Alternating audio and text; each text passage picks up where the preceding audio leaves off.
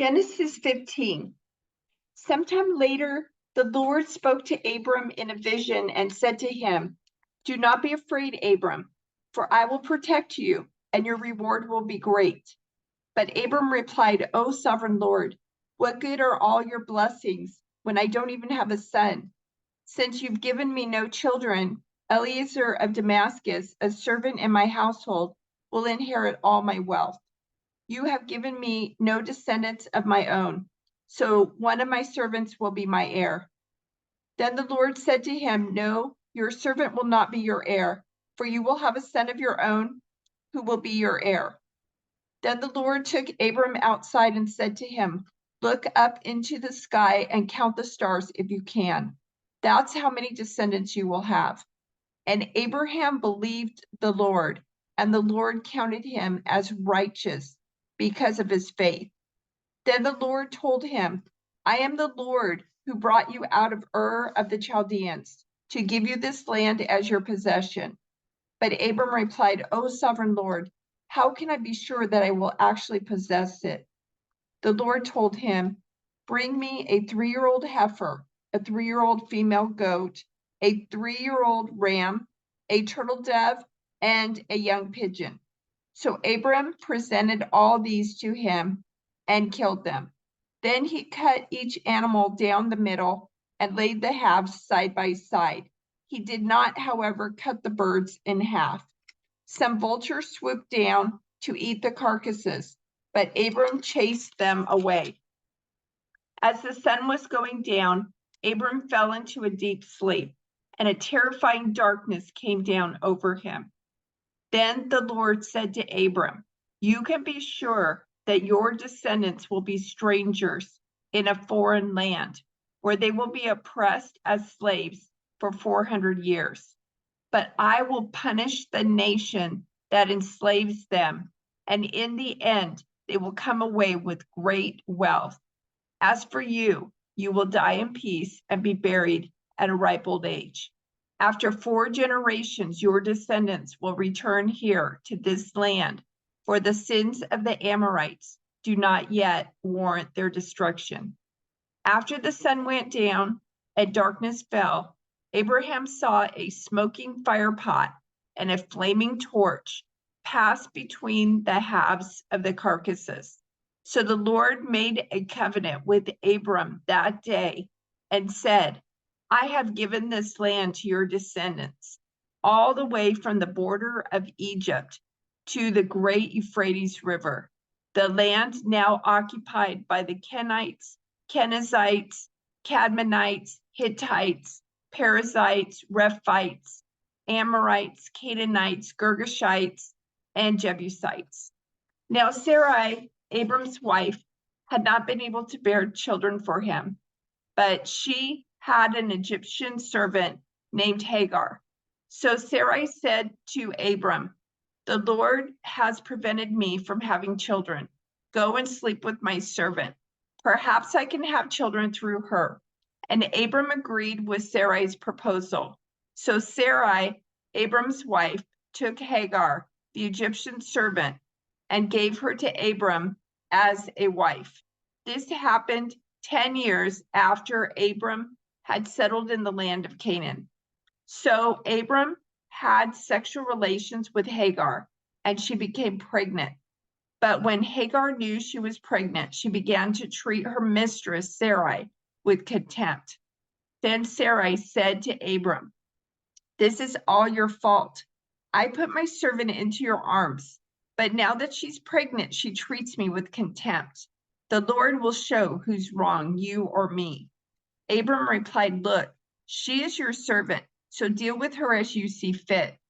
Then Sarai treated Hagar so harshly that she finally ran away. The angel of the Lord found Hagar beside a spring of water in the wilderness along the road to Shur. The angel said to her, "Hagar, Sarai's servant, where have you come from and where are you going?" "I'm running away from my mistress Sarai," she replied. The angel of the Lord said to her, "Return to your mistress and submit to her authority." Then he added, "I will give you more descendants than you can count." And the angel also said, "You are now pregnant and will give birth to a son. You are to name him Ishmael, which means God hears, for the Lord has heard your cry of distress. This son of yours will be a wild man, as untamed as a wild donkey. He will raise his fist against everyone, and everyone will be against him. Yes, he will live in open hostility against all his relatives." Thereafter, Hagar used another name to refer to the Lord who had spoken to her. She said, "You are the God who sees me." She also said, "Have I truly seen the one who sees me?" So that well was named Beer Lahai Roy, which means well of the living one who sees me. It can still be found between Kadesh and Bered. So Hagar gave Abram a son, and Abram named him Ishmael. Abram was 86 years old when Ishmael was born. When Abram was 99 years old, the Lord appeared to him and said, I am El Shaddai, God Almighty. Serve me faithfully and live a blameless life. I will make a covenant with you by which I will guarantee to give you countless descendants. At this, Abram fell face down on the ground. Then God said to him, "This is my covenant with you. I will make you the father of a multitude of nations. What's more, I am changing your name. It will no longer be Abram. Instead, you will be called Abraham, for you will be the father of many nations. I will make you extremely fruitful. Your descendants will become many nations, and kings will be among them. I will confirm my covenant with you and your descendants after you, from generation to generation. This is the everlasting covenant. I will always be your God and the God of your descendants after you.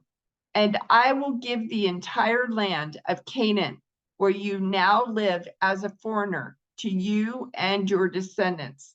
It will be their possession forever, and I will be their God.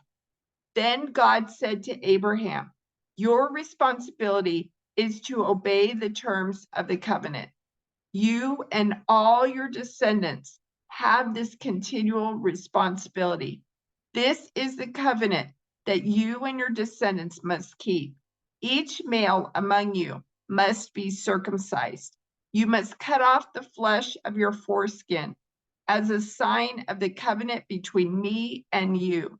From generation to generation, every male child must be circumcised on the 8th day after his birth. This applies not only to members of your family, but also to the servants born in your household and the foreign-born servants whom you have purchased. All must be circumcised. Your bodies will bear the mark of my everlasting covenant. Any male who fails to be circumcised will be cut off from the covenant family for breaking the covenant." Then God said to Abraham, "Regarding Sarai, your wife, her name will no longer be Sarai. From now on, her name will be Sarah. And I will bless her and give you a son from her. Yes, I will bless her richly, and she will become the mother of many nations. Kings of nations will be among her descendants." Then Abraham bowed down to the ground, but he laughed to himself in disbelief. "How could I become a father at the age of 100?" he thought.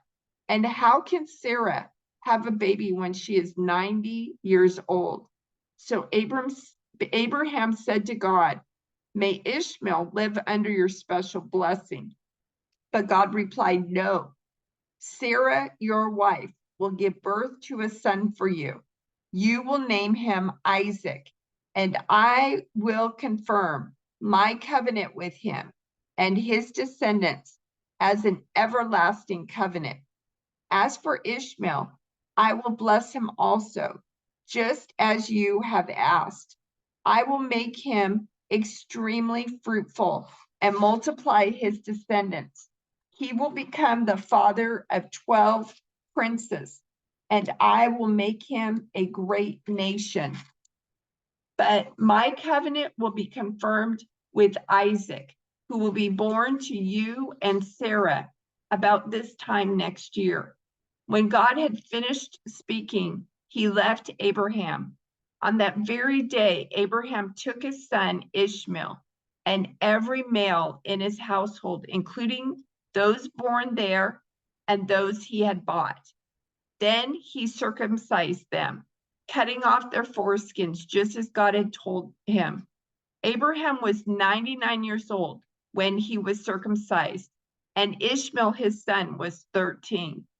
Both Abraham and his son Ishmael were circumcised on that same day, along with all the other men and boys of the household, whether they were born there or bought as servants. All were circumcised with him.